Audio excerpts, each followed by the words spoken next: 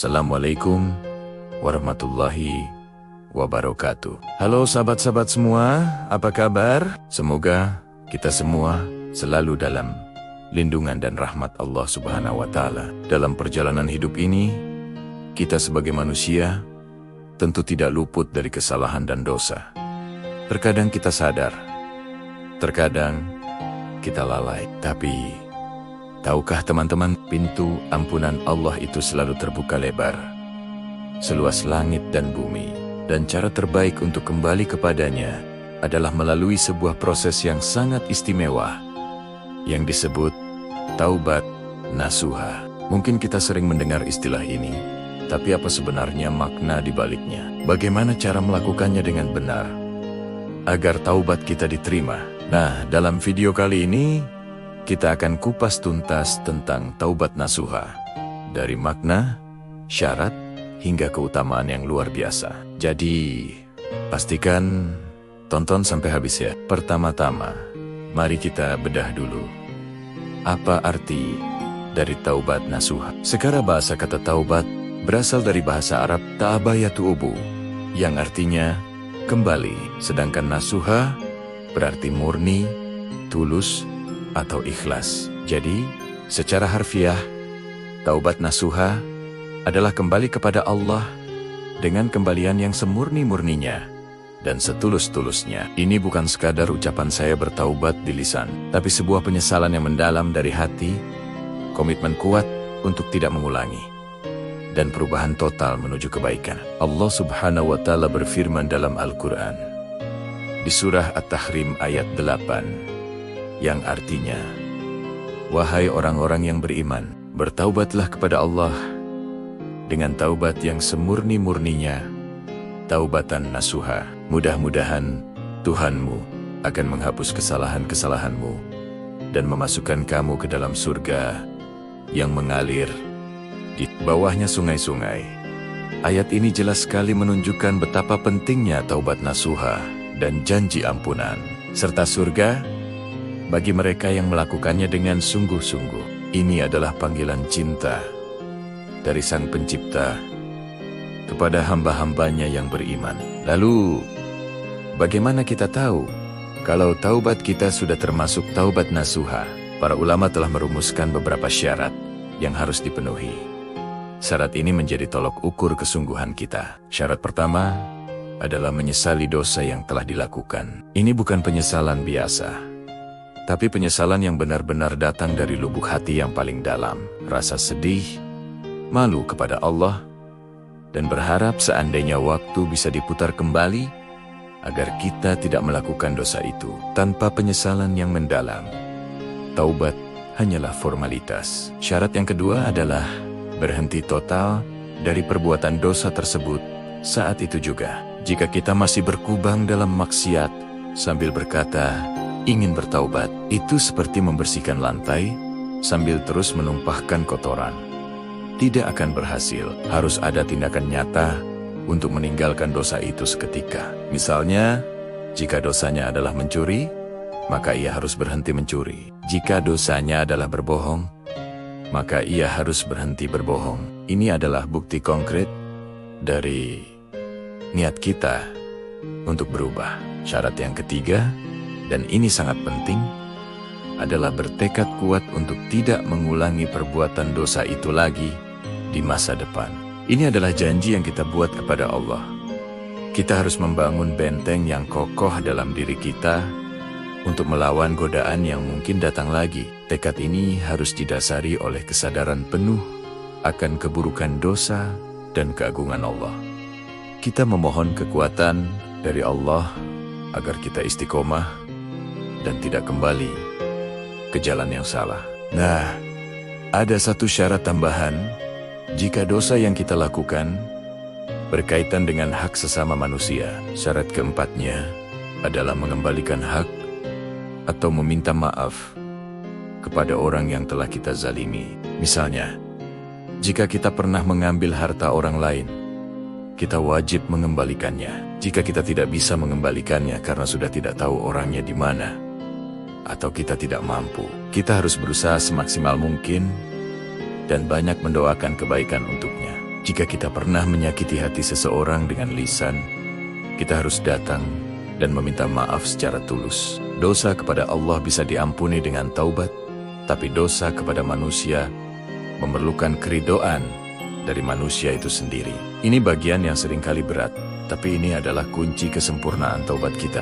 Sekarang, mari kita lihat betapa indahnya keutamaan dari taubat nasuha. Seperti yang disebutkan dalam surah At-Tahrim tadi, janji utamanya adalah penghapusan dosa dan balasan surga. Bayangkan, dosa-dosa yang mungkin telah menumpuk setinggi gunung bisa luluh lantak dengan satu taubat yang tulus. Dalam sebuah hadis qudsi yang diriwayatkan oleh Tirmidzi, Allah berfirman, "Wahai anak Adam, sesungguhnya jika engkau datang kepadaku dengan dosa sepenuh bumi, kemudian engkau bertemu denganku dalam keadaan tidak menyekutukanku dengan sesuatu pun, niscaya aku akan datang kepadamu dengan ampunan sepenuh bumi pula." Masya Allah, betapa luasnya rahmat Allah.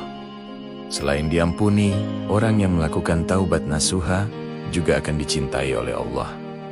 Dalam surah Al-Baqarah ayat 222, Allah berfirman, "Sesungguhnya Allah menyukai orang-orang yang bertaubat dan menyukai orang-orang yang mensucikan diri."